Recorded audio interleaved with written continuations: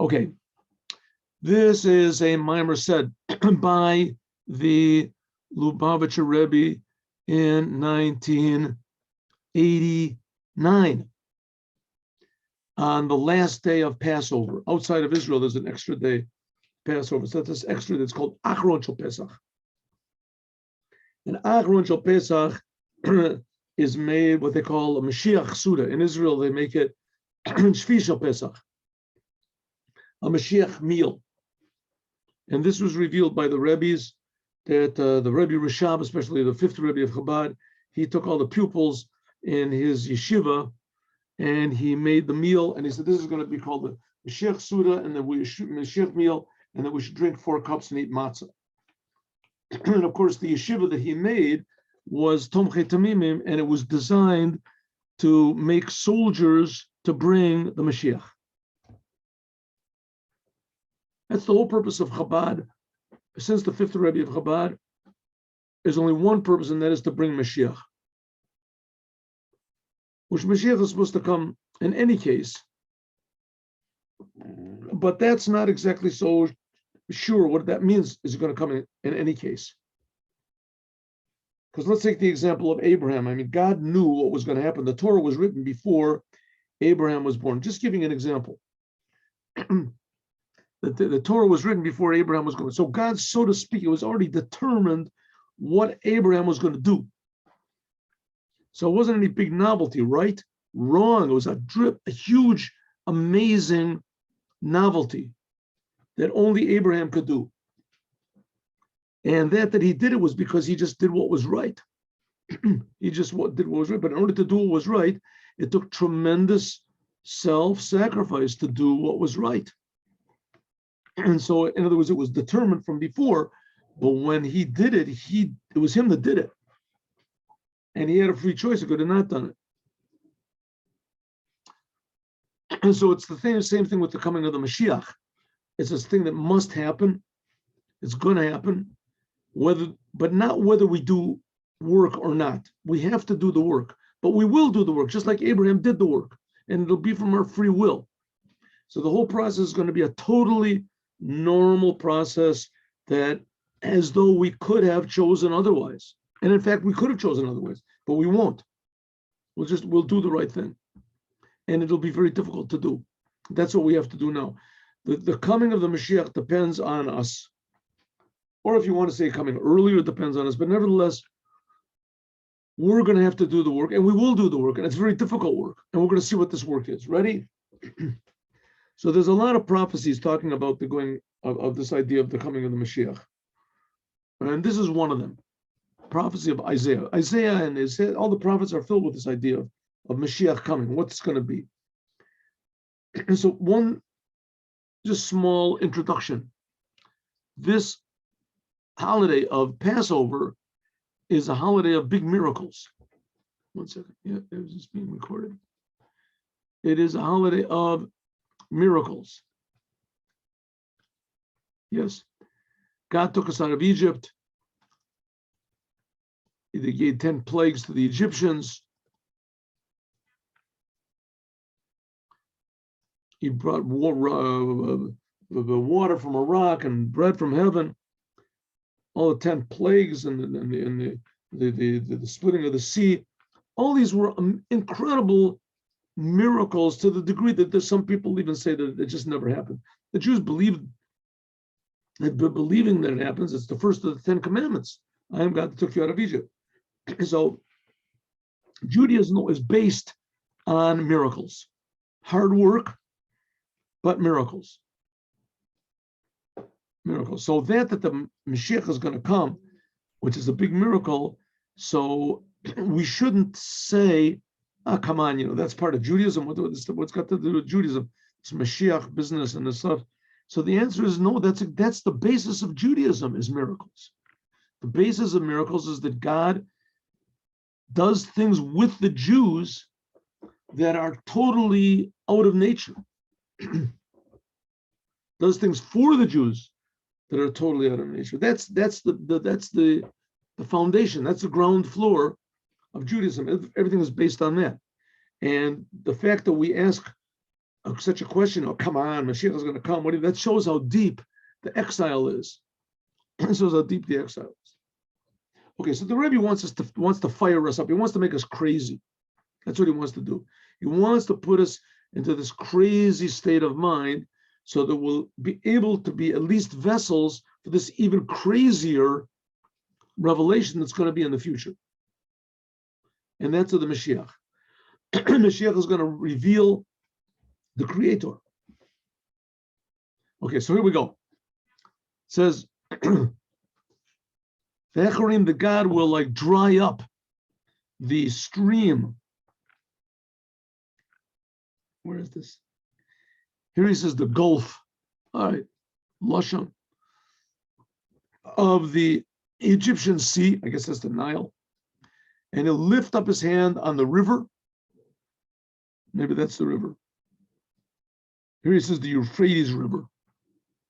Anyway, and he'll boim with all the power of his arm, without his hand. And it says, and he will break it into 7 streams. And he'll take the people across in dry shoes. And then it says that the remnant of his people will come from Assyria, Ashur, and like the day that they came out of Egypt. So this is the future. What's going to be? The God is going to somehow lift up his. He will dry up the sea of Egypt, and he'll lift his hand on the river, and he'll split it into 7 tributaries. It says the 7 splits.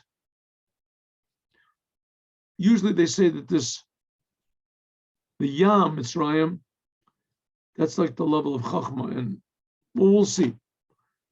Any case, this is a mimer from the Rebbe Marash, Rebbe Shmuel. He has a discussion about this. In fact, there's even a little book that he written, a series of Maimorim that are called the Hecharim. That's the name of it. It'll dry up. So he explains it in great length in this mimer. And what the Rebbe wants to say now here, by the way, is that when we eat this meal that we just talked about, this Moshiach S'euda, is that will hurry up the future redemption. So here it goes. Let's go. The God will dry up the Gulf of the Sea of Egypt, and he will lift his hand up on the river with his powerful spirit, and it says, and we'll split it into 7. Before it was explained, the Rebbe Marash, the 4th Rebbe of Chabad, Rebbe Shmuel, and there was a saying that he was known by, was that other people say that if you meet up with troubles in life, you have to try to go around. And if you can't go around them, then you just ignore them and jump over them. And I say that from the beginning, just jump over them. Ignore problems. Problems mean things that interfere with our doing Torah and commandments. Anyway, the Rebbe Marash, that this was his sort of byword, he explains great length this sentence, this prophecy of Isaiah.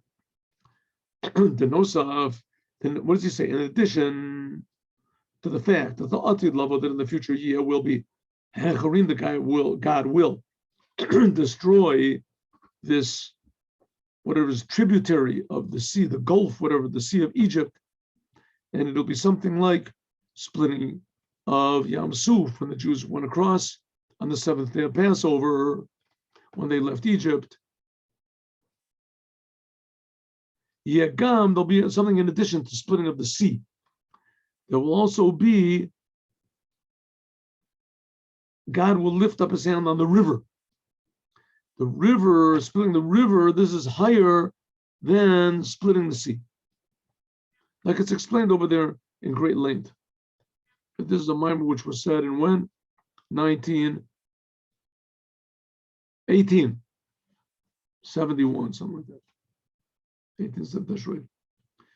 The Ikar Chidush, the main novelty, in the future redemption will be that then will be this river will be split.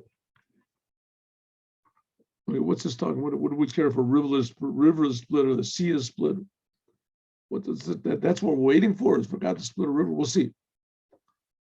The splitting of the river was the splitting of the sea, with the Red Sea, the Reed Sea, whatever you call it. In order that the Jews got out of Egypt on the 7th day of Passover, this is a pretty big miracle. Like it says, Hafach Le'am Yabasha. It says that God transformed the sea, Yam Suf. He transformed in the middle of it the dry land. The Yabru Regel, and they went over by foot. Hafach Yam Yabasha. That God hafach, that He transformed the sea to dry land. This is referring to the past, not yafoch or hafach. That what it says, that God transformed the sea to dry land. That's talking about what was when God split the Yam Suf. The Kail Kriyas Yam Suf, that's talking about when God split the sea. That's what happened when the Jews left Egypt. That's what's talking about the first part. But the second part, when it says that God will lift up His hand, and it says, Ben Nahar Yavru Barugel, that's what it says, that they will go across the river on dry land. This is talking about Yavru, they will go over. This is talking about the future. The Kayal Bekias, and now this is referring to the splitting of the sea, of the river, which is going to be in the future redemption. So the sea, the Yam Suf, that was split when it went out of Egypt. But the main novelty of the future is going to be that not only the sea is going to be split, but also the river is going to be split. What is he talking about? We'll see. The main novelty that's going to be in the future is that Benar Yavru Barugel, we will go over this river by foot. That God split the sea. That was when we left Egypt. That was a big miracle. But in the future, the splitting of the river, the Nar, is going to be infinitely more so.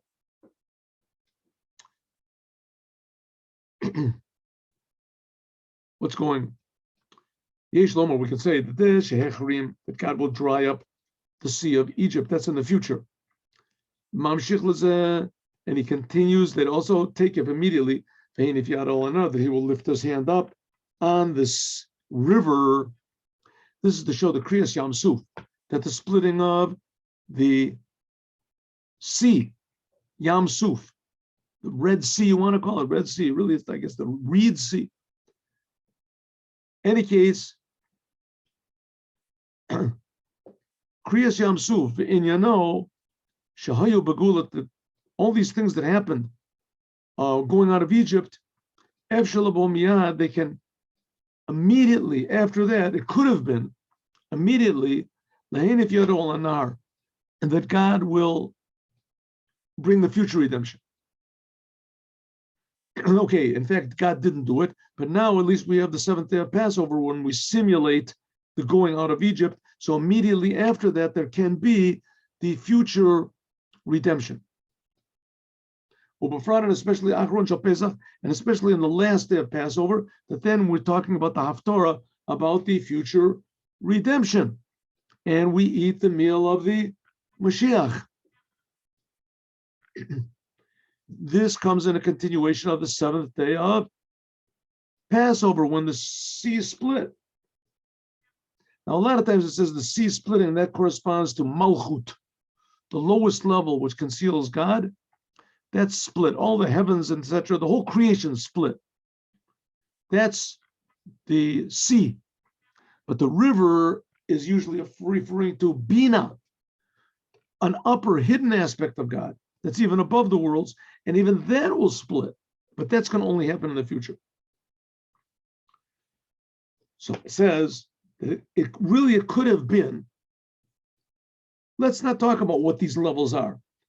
The splitting of the sea was wonderful, amazing. One of the miracles of going out of Egypt. the Jewish people sang a beautiful song afterwards. But it's going to be nothing like splitting this river. The river is going to be even higher. The river represents any sort of possibility of understanding God, even at the highest levels of understanding. That's also going to be split. Nevertheless, the fact is that they could come one immediately after the other. When God took us out of Egypt, it could have been immediately the future redemption by means of Mashiach. That there wasn't, okay, but now when we have the seventh day of Passover, so it's repeating that same revelation that was of splitting the sea. And the Rebbe is saying that there could be immediately after the future redemption when also the river will split. Because of this, there's when it happens in the future that the river will also split, so there's even more of a joining of Kriyat Yam Suf, of the splitting of the sea with the future redemption, where there's going to be the splitting of the river. And one of the ways we join between these two is by means of making this Mashiach meal, as the Rebbe Rashab said that we should do. The fifth Rebbe of Chabad, we should drink 4 cups of wine. Since that, it says in the sentence that there'll be the splitting of the sea here, that the splitting of the sea of Egypt, and immediately after will be the splitting of the river, which hints at the future redemption.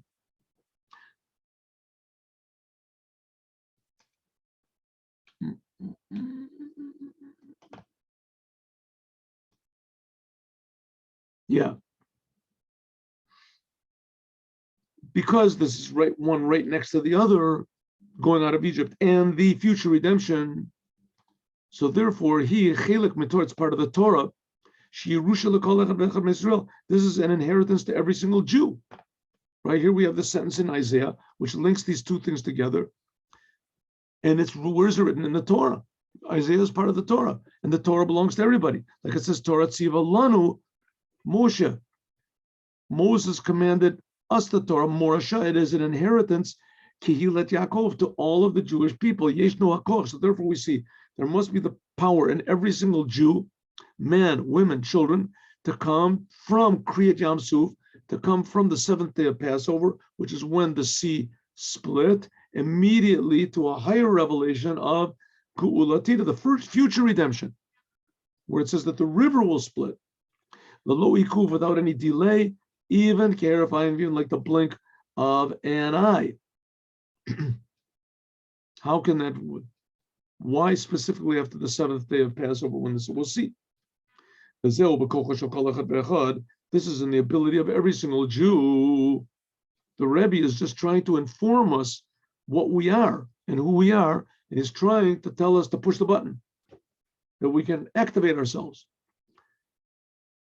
It is in the ability, the potential of every single Jew, the botekov, immediately to the future redemption. And this fact that from the splitting of the sea, which we celebrate on the seventh day of Passover, we can immediately come, or outside of Israel, the eighth day of Passover, we can immediately come to the future redemption. Mudgash, this is also stressed what it says in the Haftorah of the last day of Pesach. What does it say? It's a sentence again from Isaiah, and it says, "V'nacha alav ruach Hashem." They will rest on him the Spirit of God. Who? On the Mashiach. The alav, what it says, will rest on him, means on the Mashiach. Who is this Mashiach? It says right before that in the sentence, there'll come out a branch from the stem of Yishai, etc. And there was a direct relative of King David. Nevertheless, this is talking about the Mashiach, right? The Mashiach that will rest on him, a Spirit of God, and that's it. We'll just go out of this terrible exile. The Holy Temple will come from heaven. The whole thing will take, a few minutes. Everything, the whole world will just turn over. Who's going to do it? Mashiach, says the Rebbe. Not just the Mashiach. This sentence that says, Nacha alav, that they will rest upon him, the Spirit of God, that every Jew says this on Yom Tov. When? Look and see when you open up the Ark to take out the Sefer Torah. So there's a whole little prayer use over there. And part of it is that we say to God, may it be fulfilled in us. That sentence from Isaiah that says, that will rest upon him the Spirit of God. And what you can say, it'll happen to us, means the Mashiach will be revealed.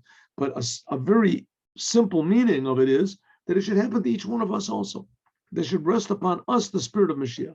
That in each and every Jew, B'tor Prat, every individual should have and deserves to have, and there will have the revelation in a way of that will rest upon us, me and you, the Spirit of God, like the Mashiach. In Kol HaPratim, with all of the details that are written in this sentence, including what it says afterwards. This is also Isaiah, that God will lift up his hand on this river. We said the river of super high understanding, and he'll split that's infinitely higher than the splitting of the sea. This only depends on our deeds and our work. That by means of doing commandments like we should, there can come the future redemption. Because what are the commandments? The commandments are not just ideas that were made up by the founding fathers of Judaism or something. These were they were made up by God. We can say in a way they weren't made up by God. This is the essence of God. It's called the limbs of God, the commandments. And the commandments are infinitely high. The problem is we just have to sort of tune ourselves into it. That's called kavanah. Kavanah means to be mekuvan, to, how do you say?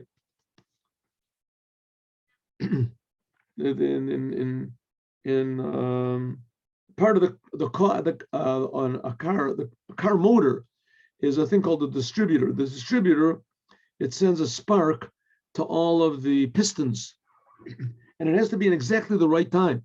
When the piston is like on up and all the gas is very concentrated over there, that exactly then the spark has to come. So that's called kivun. Kivun means it has to be everything exactly in time with one the other. So the same thing over here, we're saying every single Jew has this power of pure godliness inside of it. We just has to, it gets this blessing when it says the rest on him, the Spirit of God, just like the Mashiach. The problem is you have to have somebody to do the timing. You have to have somebody to make us in tune with the blessing. We have to be in tune with this blessing, so we'll be willing to receive it. So this can bring about the redemption. First of all, it starts off small, a redemption, an individual of every single one who does the commandment. And this is, the person himself can be free. And then, like it says, para b'shalom nafshi, like we learned para b'shalom nafshi. So every person then can be free from the negativity of the world and can also release his potential. And that potential, that's what's called splitting the sea, splitting the river, and there'll be the revelation of the Creator inside of each and every one of us. If we can add on that this individual redemption that will be in each and every Jew, shenasis, which is done by means of doing the commandment and like it should be. This is not only the time you do the commandment, but this is also continues after the commandment is finished, no matter what commandment you're talking about. Here the Rebbe is going to speak especially the commandment of eating of this Mashiach meal. Al derech, like it says in the Tanya, that when a person does a commandment, is that it makes a unity between the creation and the Creator, which is eternal. And it says this unity made by any commandment you do is above time, above is eternal forever and ever. That's the whole secret of the raising of the dead. It says that the limb that does a commandment lives, never really dies. This unity, poel, this unity that's above, up in the upper worlds, this also has an effect on us down here. It sort of is, knocking. Let me in. You don't know who you are. Let yourself out. Al derech zeh, similarly, it is the inyan, the para b'shalom nafshi, that was done by the first Rebbe of Chabad when he was put into prison. So it says he was released from prison. So it is with us, each and every one of us. When we do a commandment, we are released from our prison.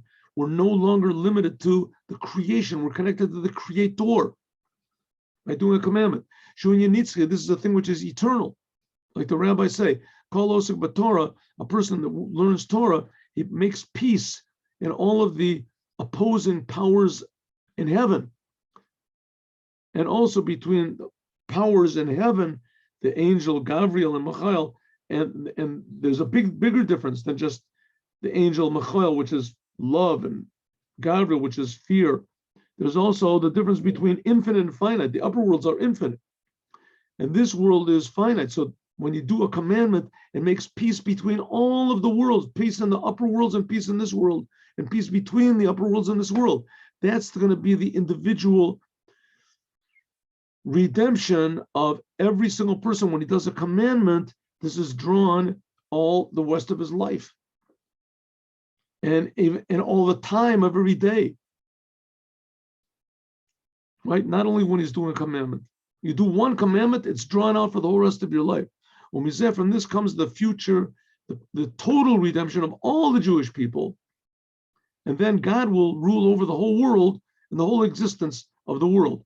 But in addition to this idea of doing the Torah and the commandments, we can and how it brings the future redemption in any commandment, but there's a special connection, especially when I say a special blessing, that are relevant to if there's commandments that are directly connected to the Mashiach. What commandment is directed to the Mashiach? For instance, eating the meal of Mashiach on the last day of Passover. Drinking the 4 cups in this meal. Just like these 4 cups on the first night of Passover, they correspond to the 4 languages, expressions of redemption, which are Parshas Va'era. Right? Hagula de Yitzrayim, what is it? Hotzeiti, what is it? Lakachti, Go'alti. Al derech zeh, similarly is, that's the 4 cups that we drink on the night of Passover. That corresponds to the 4 languages of redemption, how God took us from Egypt. The 4 cups of the Mashiach meal that we eat at the last day of Pesach, these are the 4 languages of the future redemption. So if we do that with the proper intention, this really brings Mashiach and reveals godliness in the world. We can say that the explanation is this, according to what we said, the future redemption to the 4 cups. What's the connection? The 4 cups are these 4 languages of redemption in the future as well. Why 4? Because the future redemption, the Jews are going to come from the 4 corners of the world. And maybe we can also add on to Mashiach, that in the meal of the Mashiach that we eat on the 7th day of Passover, we have the same number of cups that we do, 4 cups. And the first is to hint at that there's an inability of every single Jew to come and to bring this future immediately from the redemption of Egypt that we left 3,334 years ago, but we're going to be celebrating it this year. It's as though we're going out of Egypt now. Immediately afterwards, there can be the jump from the 4 cups of going out of Egypt to the 4 cups of the future redemption. And that will, the 4 cups of the first night of Pesach will be connected to these 4 cups that we drink and the end of Passover, right? Again, for those people that are coming in late, we're talking about the Moshiach S'euda that was in the meal of the Mashiach that was instituted by the the Rebbe Rashab, the fifth Rebbe of Chabad, and he said the Baal Shem Tov used to do it also. If so, this will be an individual redemption, freedom, down in this physical world, what's called below 10 tefachim. And it was in the physical world. We're not talking about it written in books and things that are going to come, or it was in the past. Right here in this physical world, we'll feel a greater revelation of God that was when the Jews left Egypt. And the Jews feeling that when they left Egypt, that's the essence of Judaism. Well, Befran, and especially when our service now is Kananas al Gabi Anak, we are like midgets standing on the shoulders of a giant. Who's taller, the midget or the giant? The giant is, let's say, 1,000 feet high. And the midget is only 1 foot high, but he's standing on the shoulders, on the head, whatever. So it ends up he's higher. So our generation is like nothing compared to the previous generations but nevertheless, right, our abilities are like nothing compared to this. Our sensitivities, appreciating Judaism, appreciating God, appreciating the Torah. Where are we? Where are they? But we're standing on their shoulders. Since that this comes after so much service of the Rebbes, especially the Rebbes of Chabad. Admor Azakin, the first Rebbe of Chabad, the second Rebbe of Chabad, Admor Emtsoi, the third Rebbe of Chabad, the Tzemach Tzedek, the Rebbe Marash, the fourth Rebbe of Chabad, Admor Nishvas Eden, the fifth Rebbe of Chabad, the one that made Tomchei Tamimim, the yeshivas of Chabad, the previous Lubavitcher, the sixth Rebbe of Chabad, and of course the Rebbe himself is number 7. Since we have had the self-sacrifice of all of these Rebbes, so certainly it is in the ability of each and every one of us, we're like standing on the shoulders of these great men. This includes, by means of our service, what we do, including eating this meal of the Mashiach and drinking the 4 cups and the last day of Passover, will bring the future redemption immediately. Keheraf Ayan Mamish.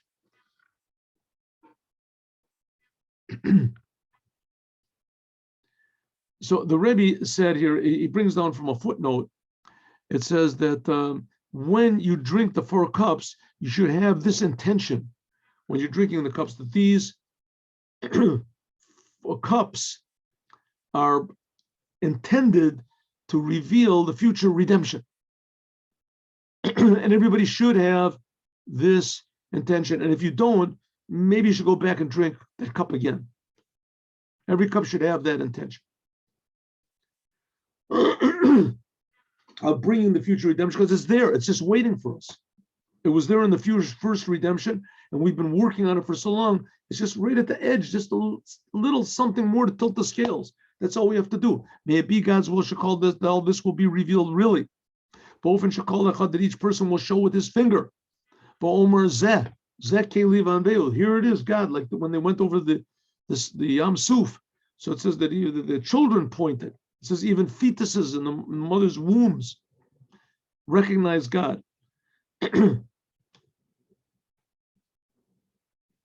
We should be able to see and feel God, just like in the Mashiach meal that we're going to make, that we can see and feel the matzah in the wine.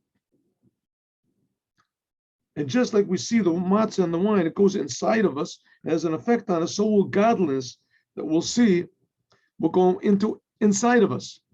But dugma is just like the matzah and the 4 cups of wine of the S'eudas Mashiach, that Mashiach becomes part of our blood and our flesh. That's what we're thinking about. That's what we're working for. Mitoch simcha b'tuv levav, it has to be in a happy way. Take of him yad immediately. The low ikva should not delay. Afilu keref, even like the blink of an eye. Okay, so what did the Rebbe say after all the summary? Mashiach should arrive any instant. The Jewish people are made from miracles. Miracles are the blood and flesh of Judaism. That's how we got out of Egypt, with big miracles. And we're now approaching the future redemption. How do we bring it? By doing commandments with more intention. And especially commandments that deal directly with Mashiach, and especially the Mashiach meal that is made on the last day of Passover. And this should be enough, the 4 cups that we drink, the wine that we eat, and having the proper intention that when we eat the wine and drink the cups, especially the cups, we should be thinking that this is going to bring the future redemption. The third temple is going to come from heaven. All the Jews will know about it. They'll all rush to the land of Israel, or they'll be brought to the land of Israel, however it's going to happen. And people will start to return, what do you say, that's doing tshuva. They'll return to their senses. They'll return to consciousness. It all depends on us thinking about it, doing what we're supposed to do with a proper attitude, having a great desire to bring Mashiach now. Okay, have a happy Passover. And God willing, I hope that in the intermediate days we'll learn again, because I'll be by my son in Miron, but I will have access to a computer there. So hopefully we'll learn something else. So we finished this beautiful moment. Thank you. My pleasure. My pleasure. Any Yes. thoughts on the birth of the Rebbe? Oh yeah, sure. Some beautiful about the Haggadah. There's this mimer that we're learning. You can listen to it, but the mimer is in a Sicha of the Rebbe in Chelik Aleph, and he explains this thing about the 4 sons. And it's really very beautiful how the Rebbe explained. That's the idea of the 5th son, right? The 5th son. This is a speech that the Rebbe gave in like 1958, about 58. So he says there's 4 sons that are in the night of the Seder Pesach. And the Rebbe asks, he questions why this order. Why did they put them in the wise son first and the evil son? And then after that, the simple son and the one that doesn't know what to ask. Why is the evil son number 2? And the Rebbe said, according to Kabbalah, it doesn't work out, according to their importance, according to the order that the sentences appear in the Torah, because the 4 sons, they're hinted at by different sentences in the Torah. The one that hints at the evil son says that's the first one. So if you go according to the sentences, it doesn't make any sense. The whole thing doesn't make any sense. Why put the evil son number 2? And then the Rebbe says this question is even stronger. According to the Arizal, the 4 cups correspond to the 4 sons. So the first cup corresponds to the wise son. The second cup corresponds to the evil son. So the Rebbe says, what? The second cup responds to the whole night of Passover is said mostly on the second cup. On the first cup, we say Kiddush. That takes about a minute. And then we fill up the second cup and we say the whole entire Haggadah on the second cup. That could take an hour, 2 hours, however long it takes. And then after we finished relating the whole story of how we left Egypt, which is all on the second cup, only then do we drink the second cup. Right? And the third cup is after Berachas HaMazon. Any case, so the Rebbe says, why all this? Why is the evil son the star of the evening? So the Rebbe explains. We didn't get to the 5th son. We'll get to that in a second. Really, the main son is the evil son. He's the evil. He's the main one. Why? Because all of them are Jews, and it says even though a Jew does sins, he still is a Jew. And that's the whole idea of Passover, the future redemption. When they left Egypt, it says only 4/5 got out. Only 1/5 got out. But in the future redemption, everybody's going to get out. And that's what this night is preparing for, the future redemption, where everybody's going to get out. So if so, we have to give a lot of attention to the evil son. And therefore, he's put right next to the good son. Says the Rebbe, there's also another thing. The good son has to know that that's why he's here, is in order to deal with the bad son. That's his whole reason. He has to use his wisdom and his understanding and his experience, whatever, to convince the evil son that he's a Jew and he should start acting like a Jew. And he should teach him in whatever way he can.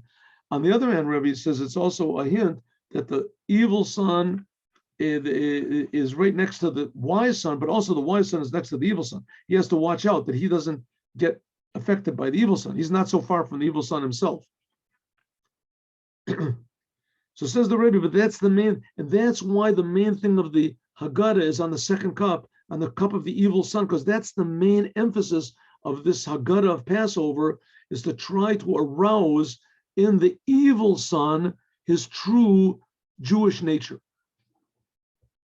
And says the Rebbe, there's even a fifth son. I'll just throw in an innuendo over here. There was somebody that went to the Rebbe, and he suggested to the Rebbe that this was in the time when they weren't letting Jews out of Russia. There were the refuseniks. They were refused by an exit visa by the government. They were put into jail, whatever. And there was a big thing in America. There was, the marches and everything like that. And the Rebbe said that the marches only hurt things. It wasn't good. But anyways, that became a big topic. So somebody came to the Rebbe and said he thinks, because the Rebbe has so much influence on so many Jews, that it's a good idea. Maybe they should put every Jewish Seder should not forget about these Jews that cannot get out of Egypt, they cannot get out of Russia, and they should commemorate it by putting an empty chair at the Seder night. An empty chair to remind us this chair is empty because that person in Russia cannot get out and fill it, and we'll think about that person and we'll empathize with them and pray for him. And what do you think? So the Rebbe said, it's a pretty good idea. It's a good idea. I like the idea. Just one little thing I would like to change. Of course, he didn't say it in the language I'm saying it. He said, one thing I'd like to change, instead of putting an empty chair, you should put a full chair. Take somebody from the street that doesn't keep Torah and commandments, that is not going to go to a Seder, and convince him to come to the Seder.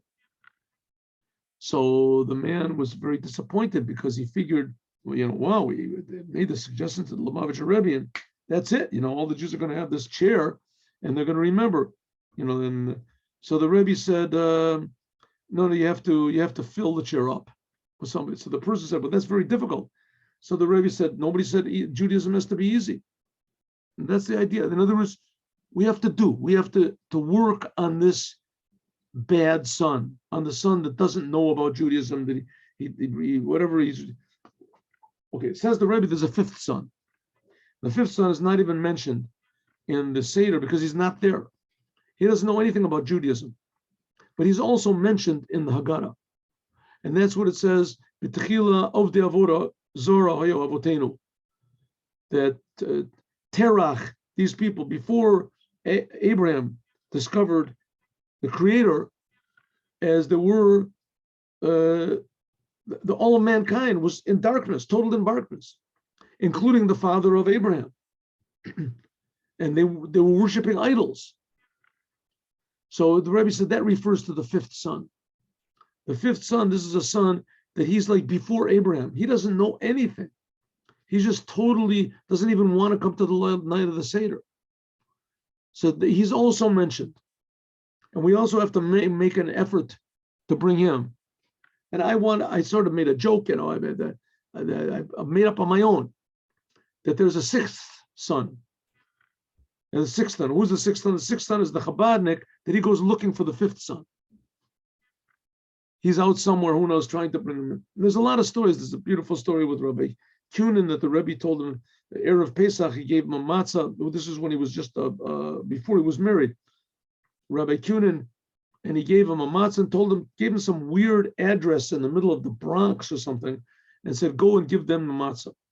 And he went there, and it was a big delay, and there was no taxis, there was no this.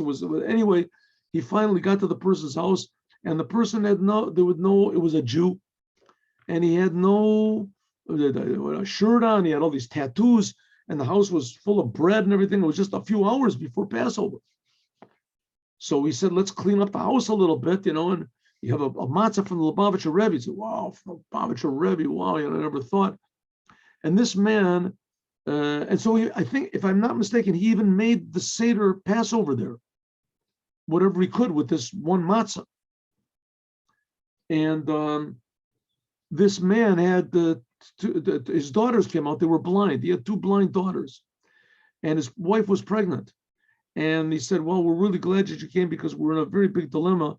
My wife is pregnant. We have two blind daughters, and we don't want to have a third blind daughter. And the doctors are all telling us to make an abortion. And my wife just doesn't know what to do. We don't want a blind daughter, but we want a daughter. We're never going to have any children. So he said, I'll ask the Rebbe when I get back. He went back, and the Rebbe said they should have the child. And he called the man up and said they should have the child. And they did. It was she could see perfectly. Child could see perfectly. So that's the fifth son.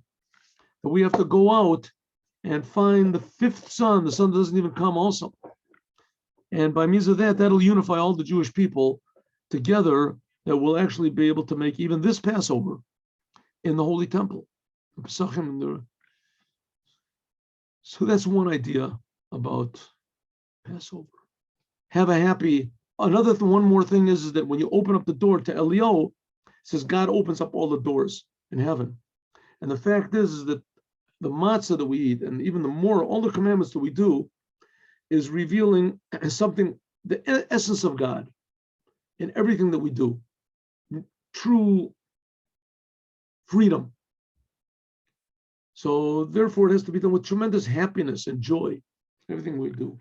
It's not a bad idea to stand up and dance at least once, even more, with your kids or whatever, or yourself in the night, because it's any second, the whole world will be a good place, and there won't be any trouble and misery, and only joy and productivity and blessing. The Geula mitet Vashlema al Yedei the Rebbe Melech Moshiach S'euda Achshav Mamar. Amen. Thank you very much. Okay. So we'll be in touch, God willing, in the intermediate days. I'll send you, and we'll see if you can do it. And I think I can. Yes, let's try that. Yes. Wonderful.